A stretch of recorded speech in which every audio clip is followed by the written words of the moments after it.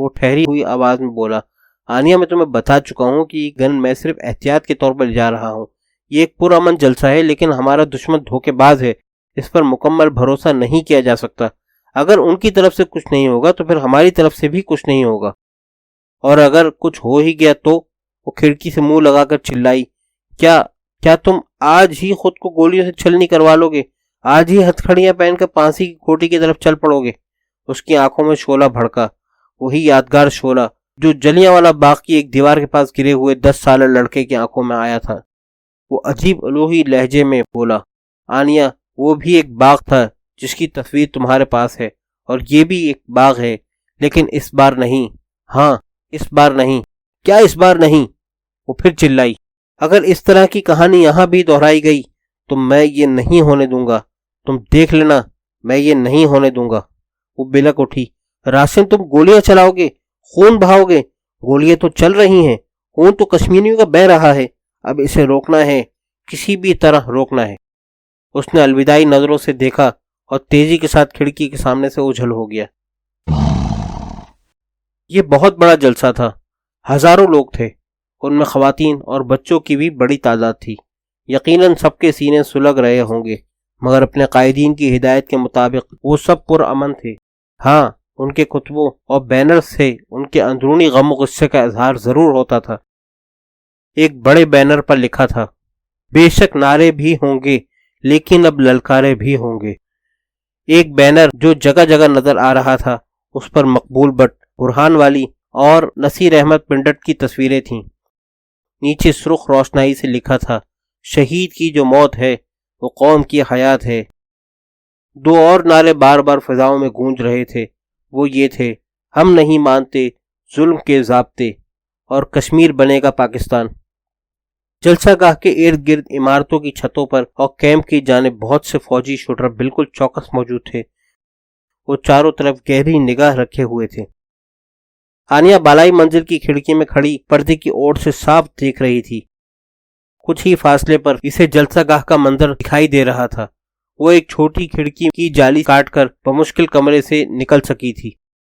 جلسہ گاہ میں ایک جوشیلا نوجوان اپنے ساتھیوں کے کندھوں پر موجود تھا. وہ اپنے سینے کی پوری قوت سے چلایا، لے کے رہیں گے. سینکڑوں لوگوں نے جواب دیا، آزادی. وہ پھر پکارا، میں مر بھی جاؤں تو. سینکڑوں لوگوں نے کہا، آزادی. وہ پھر دہاڑا، میری قبر پر لکھنا. جواب آیا، آزادی. ذرا زور سے بولو، آزادی. دل کھول کے بولو، آزادی.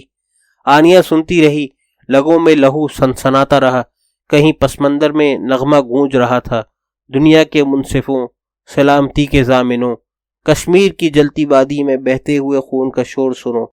اور پھر کچھ دیر بعد تقریریں شروع ہو گئیں. لوگ بڑے نظم و ضبط سے سنتے رہے. کہیں کوئی یورش نہیں ہوئی تھی، کوئی اتھل پتھل نہیں تھی. اس کی امید بندھنے لگی کہ سب کچھ خیر و عافیت سے اختتام پذیر ہو جائے گا. تقریریں ختم ہوگی تو پھر لوگ نماز مغرب سے پہلے منتشر ہو جائیں گے، اور پھر وہ بھی چلا آئے گا. خدا کے گھر میں کس چیز کی کمی ہے؟ وہ ہونی کو انہونی اور انہونی کو ہونی کر دکھاتا ہے. یہ کوئی بڑی بات نہیں تھی کہ آج رات کھانا وہ اور راسم پھر اکٹھے کھاتے، مستقبل کے بارے میں سوچتے، پھر حالات کی بے رحم دیواروں کے اندر سے زندگی کا کوئی اور در نکالنے کی کوشش کرتے. سورج مغرب کی طرف جھکتا چلا گیا اور آنیہ کی امید کی کرنیں طلوع ہوتی گئیں. اچانک اسے اس ٹیلی اسکوپ کا خیال آیا جو ایک روز اس نے بیسمنٹ کی الماری میں دیکھی تھی. وہ اپنے پاؤں سیڑھیوں پر احتیاط سے رکھتی تیزی سے نیچے آئی اور لانگ رینج کی دوربین لے کر پھر تیسری منزل کی اس کھڑکی تک چلی گئی. وہ ہزاروں کے ہجوم میں راسم کو ڈھونڈنے کی کوشش کرنے لگی. کوشش کے باوجود وہ اسے دیکھ نہیں سکی. تاہم ایک جگہ اس نے دلبر ماموں کو ان کی سرخ پگڑی کی وجہ سے پہچان لیا. وہ بڑی محویت سے تقریر سن رہے تھے. اب جلسہ آخری مراحل میں تھا. اچانک ایک دھماکہ ہوا. یہی لگا کہ کسی بڑی گاڑی کا ٹائر برسٹ ہوا ہے، مگر اس آواز کی وجہ سے لوگوں میں یکایک ہلچل پیدا ہوئی. دائیں جانب کے ہجوم میں کچھ بھگدڑ سی نظر آئی. آنیہ نے دیکھا کہ کچھ لوگ مخالف سمت میں بھاگے. اس جانب کچھ دوری پر فوجی کیمپ بھی تھا. فائر کرنے والوں کو تو شاید بہانا ہی چاہیے تھا، اور جیسا کہ بعد میں معلوم ہوا کہ یہ بہانہ انہوں نے ٹائر بلاسٹ کی شکل میں خود ہی تخلیق کیا تھا۔ در حقیقت اتنا بڑا اجتماع ان سے ہضم نہیں ہو پایا تھا۔ پہلے کچھ ہوائی فائرنگ کی گئی اور آنسو گیس پھینکی گئی، تب دفعتاً سیدھی فائرنگ ہونے لگی۔ آنیہ کے دل اچھل کر گلے تک آ گیا۔ اس نے نہتے لوگوں کو زخم کھاتے دیکھا۔ قیامت صغریٰ کا سا منظر نظر آیا۔ جہاں چند لمحے پہلے ہزاروں لوگ تھے، وہاں اب کربناک آوازوں، افراتفری کی لہروں اور بھاگ دوڑ کے سوا کچھ نہیں تھا۔ ٹیلی اسکوپ آنیوں کی آنکھوں سے لگی تھی، اور یہی وہ لمحے تھے جب اس نے دو نوجوانوں کو دیکھا۔ ان میں سے ایک راسم تھا۔ ہاں، وہ راسم ہی تھا۔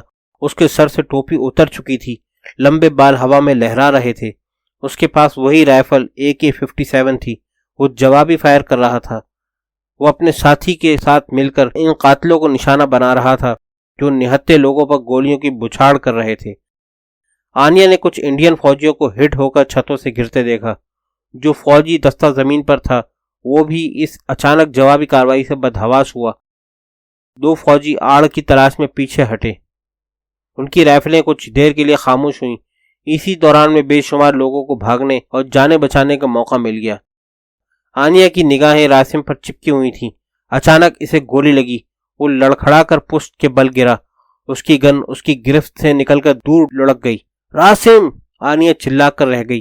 چند لمحوں کے لیے اس کا جی چاہا کہ وہ دوڑتی ہوئی جائے اور زخمی راسم کے پاس جا پہنچے، اپنے جسم کو اس کی ڈھال بنا دے، مگر یہ ممکن نہیں تھا۔ کرب کے عالم میں اس نے ٹیلی اسکوپ پھر آنکھوں سے لگائی۔ زخمی حالت میں راسم نے اپنی گن پھر اٹھا لی تھی۔ اس کے جسم پر خون کے دھبے نظر آ رہے تھے۔ گولی اس کے سینے یا کندھے پر دائیں جانب لگی تھی۔ وہ اپنے ساتھی کے ساتھ لڑکھڑاتا ہوا بھاگا۔ دونوں پلٹ کر فائر بھی کر رہے تھے۔ پھر وہ جلسہ گاہ سے باہر ایک گلی میں داخل ہو گئے۔ آنسو گیس کے دھوئیں نے دیکھنا محال کر رکھا تھا، مگر آنیہ کی اشک بار نگاہیں اپنے راسم سے چپک کر رہ گئی تھیں۔ راسم اور اس کا ساتھی اب ایک خمدار گلی میں بھاگ رہے تھے۔ کچھ مسلح فوجی ان کے پیچھے لپک رہے تھے۔ کسی بھی لمحے وہ ان پر گولیوں کی بچھاڑ کر سکتے تھے۔ انہیں کیا فکر تھی کہ اگر کوئی بھی گولیوں کی زد میں آتا۔ کچھ آگے جا کر راسم اور اس کا ساتھی علیحدہ ہو گئے۔ راسم بائیں جانب والی ایک تنگ گلی میں مڑ گیا۔ صاف پتہ چلتا تھا کہ وہ اپنے پیچھے لپکنے والے موت کے ہرکاروں کو جل دینا چاہتا ہے۔ کیا وہ ایسا کر سکے گا؟ آنیہ سوچ رہی تھی اور اس کا دل دھڑکنا بھول گیا تھا۔ وہ خود کو بچانے کے لیے اندھا دھند بھاگ رہا تھا۔ کسی وقت 2-3 سیکنڈ کے لیے آنیہ کی نظر سے اوجھل بھی ہو جاتا تھا، پھر نظر آنے لگتا تھا۔ پھر وہ آنیہ کو بہت فاصلے پر نظر آیا۔ وہ اب بھی بھاگ رہا تھا، لیکن اب اس کے تعاقب میں کوئی نہیں تھا۔ گن اس کے ہاتھ میں تھی۔ اس کے لمبے بال ہوا میں لہرا رہے تھے۔ اس کے سامنے گھنے درخت تھے اور پھر پہاڑیوں کا ایک طویل سلسلہ تھا۔ یکایک آنیہ نے دیکھا ایک جانب سے 2 موٹر سائیکل سوار نمودار ہوئے۔ راسم جھپٹ کر ایک سوار کے عقب میں بیٹھ گیا۔ آنیہ نے کانپتے ہاتھوں سے ٹیلی اسکوپ کا فوکس درست کیا۔ اس نے دیکھا یہ موٹر سائیکل سوار راجہ تھا۔ دوسرا موٹر سائیکل سوار خیرو کا داماد امیر حمزہ تھا۔ اس کے ماتھے پر اللہ اکبر کے الفاظ والا بینڈ نظر آ رہا تھا۔ وہ تھوڑا آگے گئے تو ایک موٹر بائیک مزید ان میں شامل ہو گئی۔ اس پر بھی 2 کشمیری نوجوان سوار تھے۔ انہوں نے چہروں پر رومال باندھ رکھے تھے۔ ان میں سے ایک کے کندھے پر کوئی لمبوتری چیز جھول رہی تھی۔ ہاں، وہ راکٹ لانچر تھا۔ ایسا ہی راکٹ لانچر دوسرے سوار کے کندھے پر بھی تھا۔ وہ برق رفتاری سے پہاڑیوں کی طرف بڑھ رہے تھے۔ گاہے گاہے مڑ کر عقب میں بھی دیکھ لیتے تھے۔ وہ پیچھے آنے والے ہر خطرے کا مقابلہ کرنے کے لیے تیار تھے، اور ان میں راسم بھی تھا، لیکن فی الحال خطرہ کوئی نہیں تھا۔ وہ آگے بڑھتے چلے گئے۔ وہ پہاڑیوں میں داخل ہو گئے۔ آنیہ کے ٹیلی اسکوپ اب بھی ان کا تعاقب کر رہی تھی۔ وہ اپنی رائفلیں لہرا رہے تھے، وہ نعرے لگا رہے تھے اور دور جا رہے تھے، پہاڑیوں میں گم ہو رہے تھے۔ جب ہونٹ سی دیے جائیں، جب آنکھیں اندھی کر دی جائیں، جب دھڑکنوں کو زنجیر کر دیا جائے، تو پھر ایسے ہی ویرانے جہاں بازوں کو پناہ دیا کرتے ہیں، اور پھر انہی ویرانوں میں سے ایک دن آزادی کا مسکراتا ہوا سورج طلوع ہوتا ہے۔ ٹیلی اسکوپ ایک طرف رکھ کر آنیہ فرش پر بیٹھ گئی اور پھوٹ پھوٹ کر رونے لگی۔ وہ سمجھ گئی تھی کہ آج شام اور آنے والی شاموں میں اب یہاں کسی کو نہیں آنا۔ وہ شہادت کا راہی تھا اور اپنے سفر پر روانہ ہو چکا تھا۔ انڈین فورسز کی طرف سے اسٹیج کیے جانے والے اس سنگین ہنگامے میں 5 کشمیریوں کی جان گئی اور کچھ زخمی ہوئے۔ یہ قیمتی جانوں کا نقصان تو بے شک تھا، مگر جتنا اندیشہ کیا جا رہا تھا اتنا نہیں تھا۔ اس کی وجہ یہی تھی کہ عین موقع پر بھارتی فوجیوں کو اپنی پڑ گئی تھی۔ کہا جا رہا تھا کہ بھارتی فوجیوں نے اپنی 4 لاشیں اٹھائی ہیں اور کئی زخمی بھی ہوئے ہیں۔ جلسے کے شرکا میں سے جو لوگ زخمی ہوئے تھے ان میں سے ایک دلبر سنگھ جی بھی تھے۔ ان کی ٹانگ میں 2 گولیاں لگی تھیں۔ بھارتی فوجی انہیں مارتے اور گھسیٹتے ہوئے قیدی گاڑی میں ڈال کر لے گئے تھے۔ دلبر جی آخر تک ست سری اکال کے پرجوش نعرے لگاتے رہے تھے۔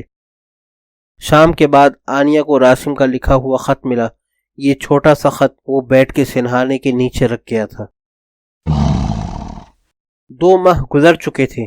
آنیا اپنے شہر جالندھر واپس آ چکی تھی۔ پاپا ہر وقت اس کی دلجوئی میں لگے رہتے تھے۔ ماما بہت کم بات کرتی تھیں۔ آنیا اپنے کمرے میں بیٹھی تھی کہ نہار کی کال آئی۔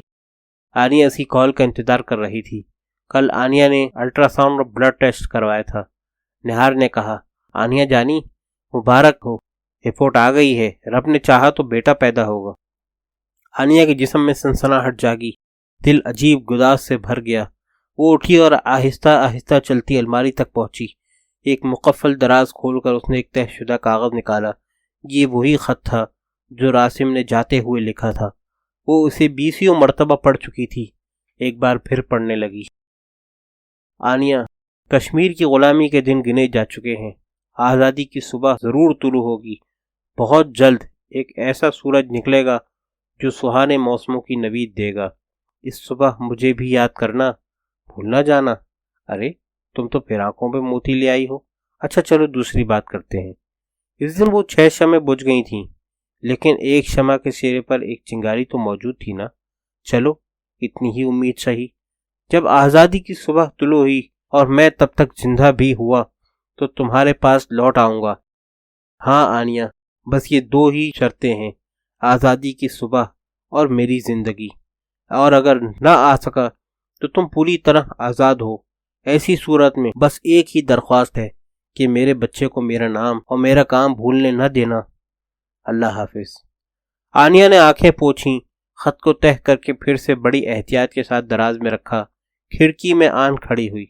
سردی کی یخ بستہ رات دھیرے دھیرے در و بام پر اتر رہی تھی۔ یہ گرم بستروں میں جانے کا وقت تھا۔ اس نے کھوئی کھوئی نظروں سے دور شمال کی طرف دیکھا۔ اس کی نگاہ تصور کے سامنے کشمیر کی وادی آئی۔ اونچے اونچے برف پوش پہاڑوں کے درمیان کچھ گونجتی ہوئی آوازیں اس نے سنی، بارود کی آوازیں، لہو کے بہنے کی آوازیں اور للکارنے کی آوازیں۔ اور پھر کچھ مناظر اس کے تصور میں ابھرے۔ کچھ سربکف مجاہد اپنے ہدف پر عقابوں کی طرح جھپٹ رہے تھے، پلٹ رہے تھے، پھر جھپٹ رہے تھے۔ وہ لہو لہو تھے اور پکار رہے تھے، لے کے رہیں گے آزادی، لے کے رہیں گے آزادی۔